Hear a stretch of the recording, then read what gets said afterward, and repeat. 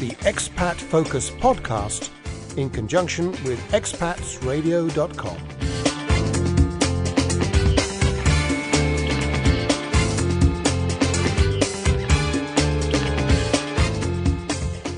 We're talking to Robin Pascoe. Now, those of you who are in the expat world will probably recognise that name for a whole host of good reasons, including some wonderful books, lecture tours and some excellent advice. Robin's online at the moment. It's good morning to you, Robin. It's good evening to us here, but it's very nice to have you with us. I'm glad to be here. Now, we're going to talk about children, expat children, and their education and the stresses and strains that they're placed under. As I understand it, you feel that the world of expat children has actually been decreased by the fact that the pressure is on them to succeed. Well, yes.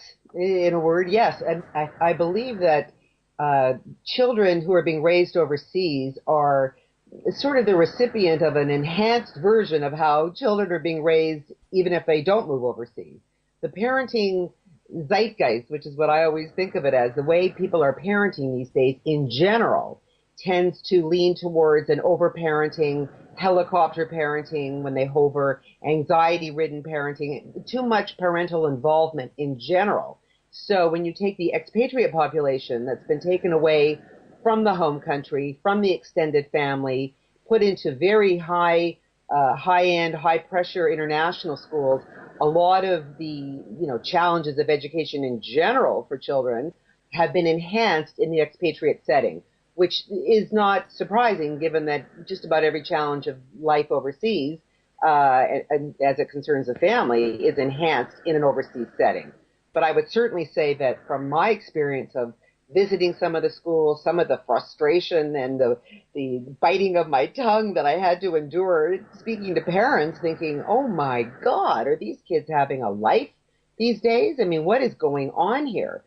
So it has, I think, I'm sure there's parents who will write to me or, bang on my door if they can find me in Vancouver, but I think they will probably say, well, everybody is doing it this way now, but in the expatriate world, and this is where I think one of the reasons, the socioeconomic demographic, if you will, of the expatriate is a very high end, Peter. They're very accomplished in order to get overseas and take a job. They're very well educated, and they are putting those pressures onto their children. And the schools, which to begin with were very high pressured, are responding to the parents who are pushing for more, more homework, more everything. And I just don't think that this is healthy, and I don't think it's contributing to a child's appreciation of the local culture that they may be living in. I think that they're spending all their time these days behind school books, which isn't very healthy.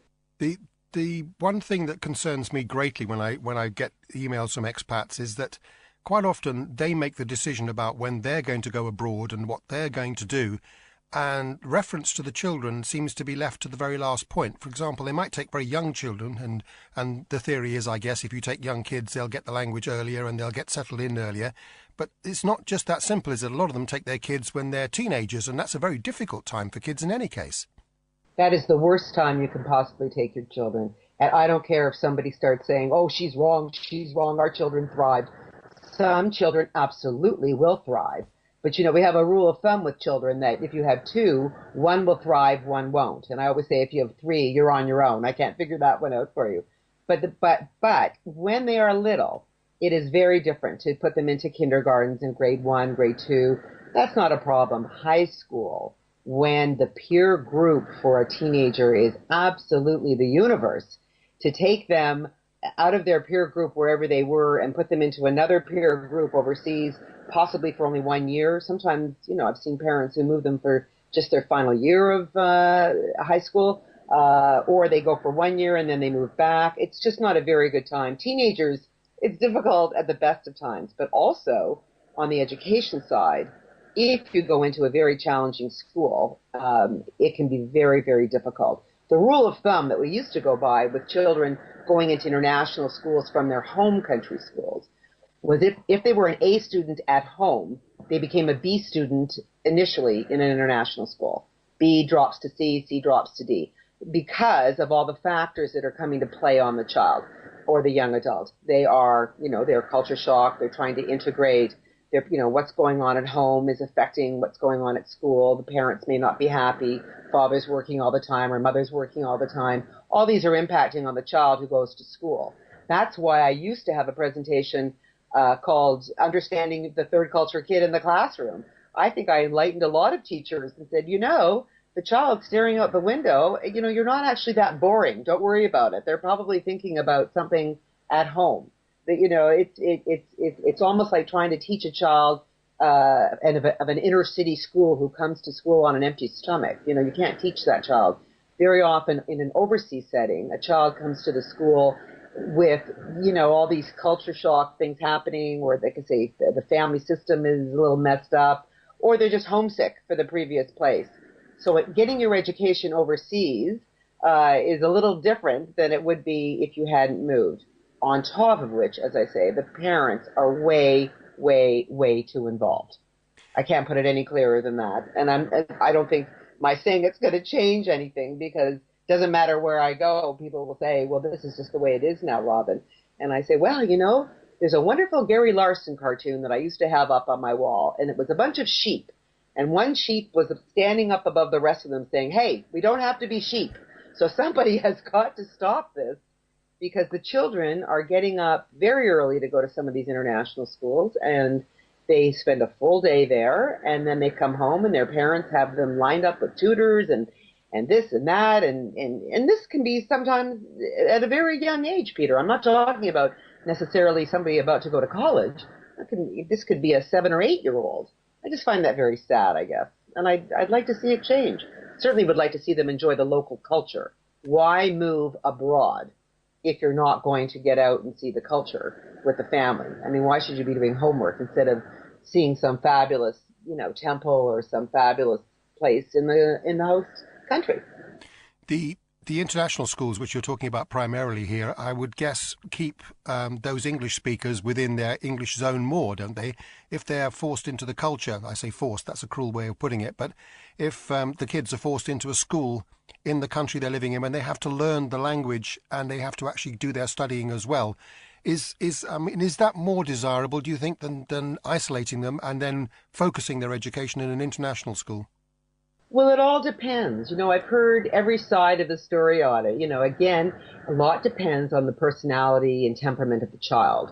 Okay, a lot of parents also have this romantic view. Oh, we're going to go to France for a year, and we're going to put our children into the local school. Do they speak French? Well, one does, but the other doesn't. And I'm thinking, And this is what I'm biting my tongue, and I'm thinking, okay, that might be okay if the child is younger. They might have the ability to acquire a language a little easier if they're 7 or 8.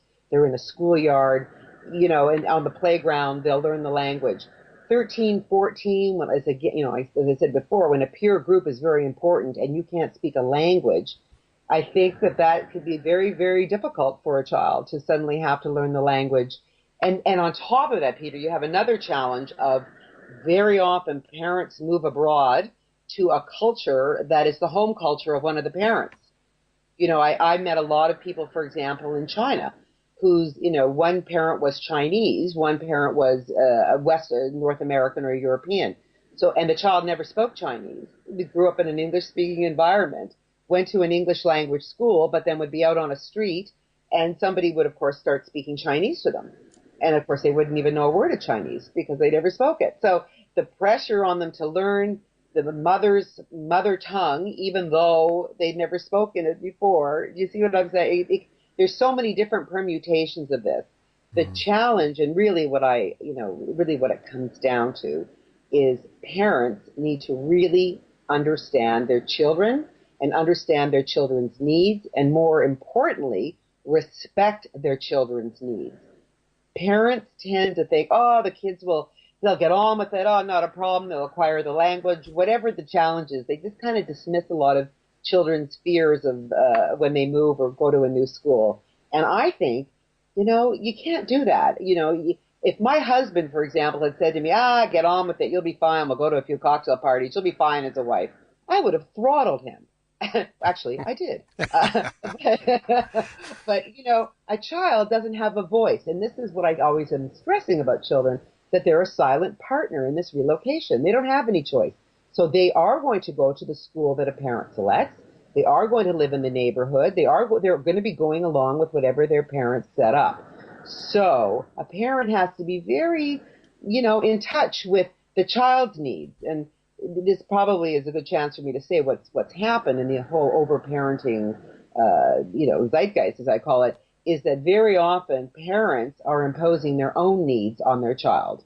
In other words, they want to be able to say, well, my child is going here and my child is doing that. We compare it to the military, who the wife would wear the husband's rank on his sleeve. Now parents walk around, literally carrying their child's resume, not their own, their child's. Well, my child now is, just did Habitat for Humanity during the summer and then went to computer camp in their spare time, and now they're going into, grade whatever, and they're going to be busy 10 hours a day. And I think, and you're bragging about this? I would be, locking myself in a closet to keep myself away from my child if I was going to be doing that much to them. Yeah. You understand what I'm saying? They're doing it for, I'm sure, with love and the best of intentions, but I sometimes question those intentions of whether or not they have the child's interests at heart, or whether they have their own, wow, my child is doing this, aren't I marvelous? Well, actually, you're not doing it. Your child's doing it. Mm. This is sort of what's permeating the culture, and I don't know how you get rid of that. I just know that it seems to be magnified in the expatriate world, and I'd like to see it taken down a notch, because I'd like to see a child have a life when they're overseas as they're growing up. I think it's a very, very good point indeed. I mean, I'm of an age when I remember that we just used to go out and play, and that play was almost as important as anything that was going on in my world at the time. And it allows you to do other things. It allows you to associate with kids of your own age and to deal with all sorts of situations that possibly you don't find in a book or an exercise or in school, of course. Or in organized sports. I mean, I have nothing against organized sports, but remember, I also am of the age where we played on the street. And we made our own rules, and people became leaders, and people, we learned how to sort things out for ourselves. We didn't have a parent intervening all the time, or a coach or somebody saying, you're going to do this, this, this. We figured it out ourselves, and that's all I'm asking for, is for children to be given a little bit more free time away from homework, to be able to jump on a bus or a subway or wherever they're living and go out and explore the local culture without their parents phoning them every 5 seconds. Where are you now? Where are you now? I can't find you. When are you going to be home? That is part of the expatriate reality nowadays. Absolutely. And when a parent has said that to me, I do understand that they're a little more, anxious. But I keep thinking, oh, come on. Life was crazy before, too. You just didn't know about it every 5 seconds by watching CNN, okay? Yeah. So turn off the radio, turn off your computer. The only radio you should be listening to is Expat's radio. Oh, absolutely. And just, give them a chance to have a bit of a life.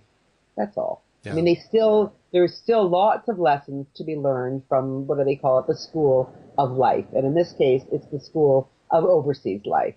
Give them a chance to enjoy it. It's a very, very strong, very, very good message. And to those of you who are taking your kids to school in a 4x4 in the morning, I think perhaps this is one that you should be listening to and perhaps learning from. Look, Robin, you have a whole mass of material out there, but you've got an absolutely stunning website that people should get involved with. Could you give us the link to that, please? www.expatexpert, all one word.com. And I do talk a lot about parenting. I just put up these video lectures, so you can actually, I am talking a lot about this in short bursts of, based on my book, Raising Global Nomads, because a lot of these challenges, like the helicopter parenting, I actually was writing about in 2005. So, I always love when life catches up to me, Peter. It's great. But I do think there's a lot of resources, and people can contact me anytime off the website, and people do, and I'm quite happy to answer their questions. Excellent stuff, and we're very grateful to you for doing that, Robin. Good listener, as always, there's a text page associated with this program, so that'll give you the links as well. If you'd like to click on those, it'll take you to Robin, and a rough breakdown of what we've been talking about. So if you have issues with what we've been discussing, obviously we'd like to hear from you, and perhaps some of your experiences would be very nice to have as well. Robin, thank you very much for talking to us today. We look forward to speaking to you again very soon. Thanks a lot, Peter, and good luck with your program. I think it's super. The Expat Focus podcast in conjunction with expatsradio.com.